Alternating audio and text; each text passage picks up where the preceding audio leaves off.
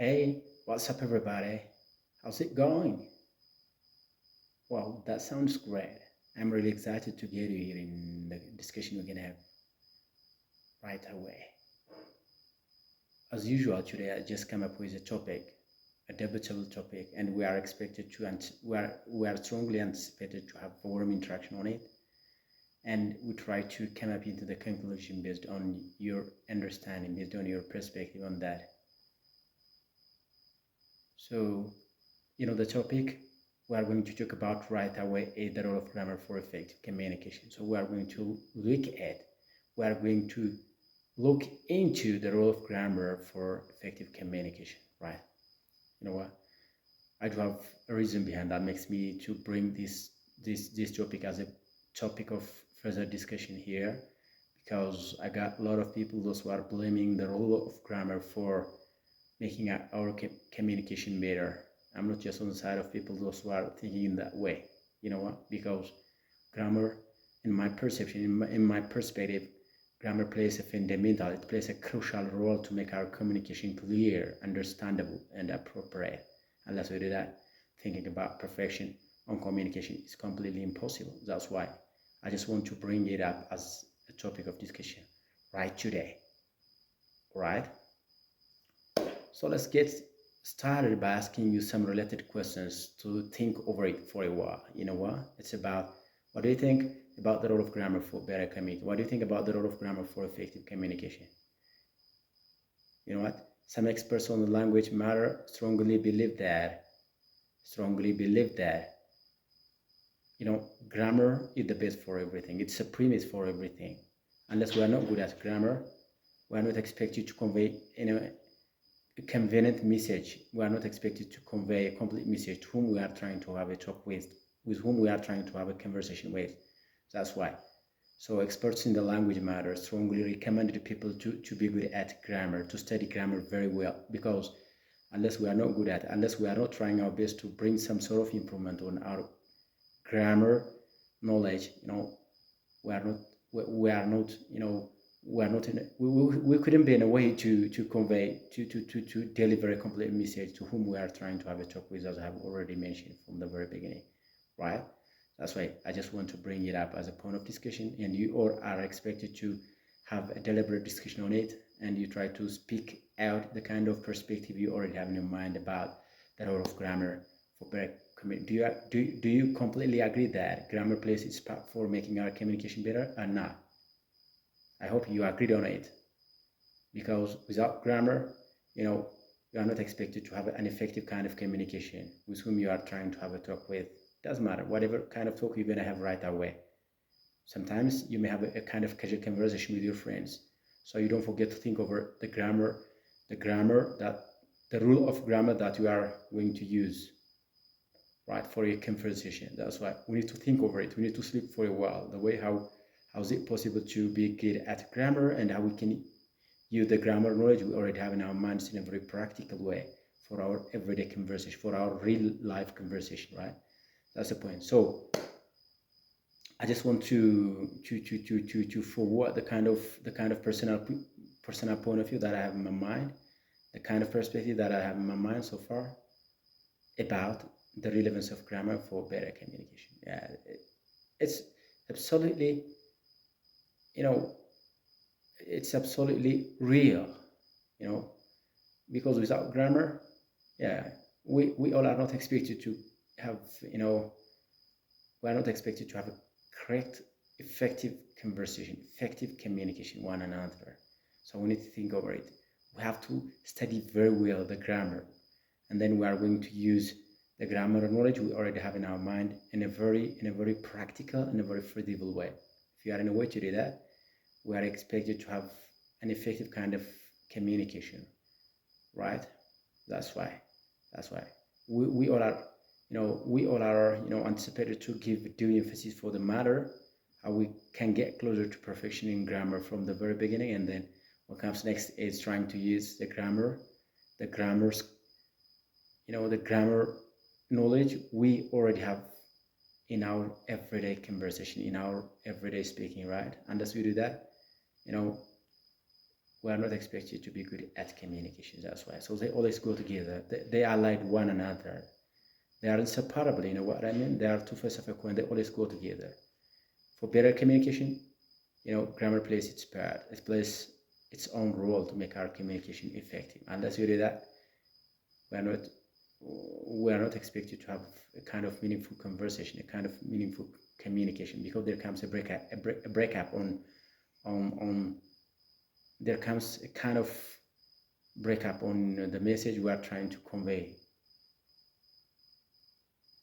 Right? That's why. So what's grammar? We need to define it from the very beginning. What's grammar? It is a system of rules of language, and that governs us with the intention of making our communication clear and understandable.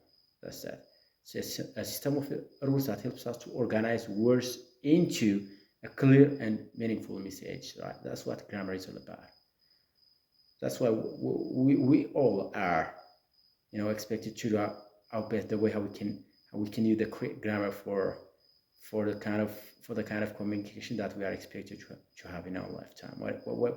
Whatever kind of conversation, whatever kind of communication you're gonna have, whatever it is, informal or formal communication, you're gonna have right away. You need to be good at grammar, because unless you do that, you're thinking about perfection, or it's completely impossible to deliver our message in a meaningful way, right? Thinking that we are having a kind of casual conversation with our friends, we need to think over the way how we can use the correct grammar for communication perfection, for communication accuracy. So trying to use the correct grammar makes our communication accurate. That's why, right? But one thing that you have to put in our mind so far is that we don't stay focused on the form of the grammar. Rather, we need to construct meaning on it. We need to construct meaning on the grammar we study. Right? We need to construct meaning. We need to understand the implied meaning of the grammar we learned, and we never give up trying to use practically in our real life conversation, right? Where and whenever we are. So that's why. So we have to think over it. We have to think critically the way how we gotta be good at grammar, because if you are good at grammar, we are expected to have a fluent kind of communication with whom we are trying to have a conversation with whomever it is. It doesn't matter. Although we don't have exposures, those who are willing to have a talk with us in the context here we have in Ethiopia, but it doesn't matter. We do have lots of opportunities that we can practice our English so far. So while we are practicing our English, we have to memorize the rule of the language, because that makes our communication more meaningful, right? It makes it more meaningful, and it makes it more convenient, right? That's why. So, by the way, grammar plays a crucial role to make our communication accurate, understandable, and appropriate. It plays a paramount role to make our communication fluent. That's why we need to stay focused on what grammar is all about from the very beginning, and we are going to use it in the journey of in our journey of English language, right? Learning. While we are in the journey of practicing our English, we don't forget to memorize the grammar, because learning grammar by itself requires a kind of integration. You know what I mean? Always we have to remember the way how we can use the grammar in our everyday communication. Unless we are not trying to do that, thinking about perfection in whatever skill you're gonna check about is completely impossible. So we need to stay focused on the way how we can use the correct grammar for effective kind of communication, because that makes it convenient. This is the thing that we have to stay focused on. This is the thing that we have to consider all the time while we are trying our best to come closer to fluency. We don't forget to use the correct grammar while we are on the progress of practice, while we are on the progress of getting closer to accuracy, fluency as well. We need to remember some grammar rules. We need to memorize the grammar rules, and we have to use those grammar rules in our practical communication, right? That's the point. So It plays a big role. We never deny the reality that grammar plays its part. It plays a paramount role for making our communication effective, understandable, and clear as well, right? And the other thing that we have to put in the mind is that it ensures clarity of meaning, by the way. Grammar ensures clarity of meaning. You know what I mean? Unless you are not trying to use the correct grammar for your for the kind of speaking you're gonna have right away, you are not expected to understand exactly. You know, listeners and readers are not in a way to understand. They are not capable of understanding what you mean if you are not trying to use the correct grammar for the kind of communication you are going to have right away, right? So we need to we need to understand it from the very beginning. So grammar has to be given due emphasis. You know what? Because it completely ensures clarity of meaning, right? It ensures clarity of. Let me give you one example to show you how grammar is convenient for making our communication effective, right? For example, if you say, let's eat, let's eat, let's eat, comma, grandma. It works well in writing, by the way. Let's eat, comma, grandma. ሁለተኛ, let's eat grandma without comma. So what do you think that the meaning is the same? Do you think that it's clear to understand what these two sentences are all about? Do you understand? So there comes a kind of confusion if you are trying to use comma and without using comma, like the example that I gave you, right? It's a kind of it's the thing that makes us to be in a perplexity, right? You know what? It makes us to be in a confusion to understand what the sentence is all about. So if you look at let's eat grandma without comma, we're just talking about something, you know, irrational. We're talking about something irrational. The sentence is illogical.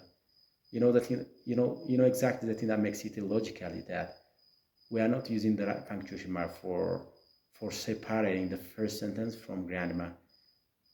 Cause you see how important grammar is all about. We can understand what the sentence is all about.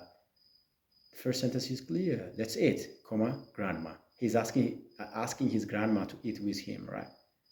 But in the second sentence, let's eat grandma without comma, it's a bit confusing, right? It's a bit confusing. We are not able to understand what the sentence is all about because it's confusing by itself. So we gotta be in a perplexity to understand what the sentence is all about. We gotta be in a confusion to understand what the sentence is all about because it can give illogical meaning. It doesn't have meaning by itself because it's something irrational. It's something illogical. This is to show you how grammar plays its role to make our communication convenient, right? Convenient. Unless you do that, we are not expected to deliver a complete message thinking that you are in a joke and thinking that you are in a conversation with somebody else, right? So you see how is it difficult to understand the clarity of the sentence if the correct grammar is not used, right?